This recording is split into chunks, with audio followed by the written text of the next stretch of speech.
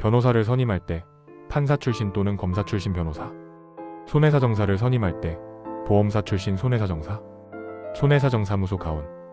캠핑장 사고, 소비자가 반드시 알아야 할 보상 상식, 소비자가 알아야 할 캠핑장 책임보험. 이러한 사고에 대비하기 위해 캠핑장 운영자는 반드시 야영장 배상책임보험에 가입해야 합니다. 이는 관광진흥법 시행규칙 제14조에 따라 의무로 지정된 보험으로 캠핑장 내에서 발생한 사고로 인해 제3자의 신체 또는 재산에 피해가 발생한 경우 보험을 통해 보상을 받을 수 있도록 설계되어 있습니다. 즉, 운영자에게 법적 책임이 있는 경우 보험이 이를 대신 보장해주는 장치인 셈입니다.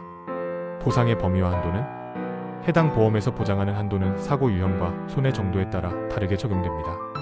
사망사고는 1인당 최대 1억 원까지, 부상의 경우에는 1급이면 최대 2천만 원, 14급은 80만 원까지 보상이 가능합니다. 또한 후유장애가 발생했을 경우 1급은 최대 1억 원, 14급은 630만 원까지 보상이 인정됩니다. 단, 보험금은 피해자의 과실 비율에 따라 차감되어 지급되며 운영자의 고의 또는 중대한 과실이 명확한 경우 혹은 이용자의 전적인 과실이 입증된 경우에는 보상이 제한될 수 있습니다. 보상 가능한 사례, BS 불가 사례 부분. 보상이 가능한 사고 유형으로는 텐트 고정 미흡으로 인한 낙상, 바비큐장 내 화재로 인한 화상, 미끄럼 방지 조치 미비로 인한 골절 등이 있습니다. 반면 보상이 불가능한 사례로는 캠퍼 본인의 텐트가 강풍에 파손된 경우, 음식물로 인한 식중독, 외부 차량 사고, 이용자 간 폭행 등 명확히 운영자의 책임이 아닌 사고들이 포함됩니다. 이 구분을 명확히 이해하는 것이 보험금 청구의 첫걸음입니다. 소비자가 반드시 알아야 할 보상 청구 팁? 사고가 발생했다면 가장 먼저 해야 할 일은 현장의 사진과 영상, 증언 등 증거를 확보하는 것입니다. 그 다음 병원 진단서와 진료비 영수증을 철저히 보관하고 사고 당시 캠핑장 관리자 또는 시설 담당자의 책임 유무를 확인하는 것이 중요합니다.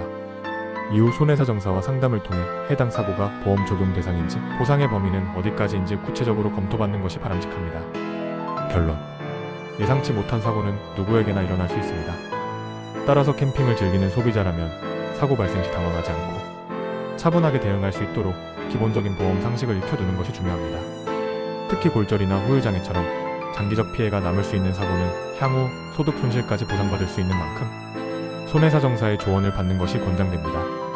안전한 캠핑을 위해선 즐거움뿐 아니라 사고 대비와 보험 활용에 대한 사전 지식 역시 필수입니다. 손해사정사무소 가온이었습니다. 감사합니다.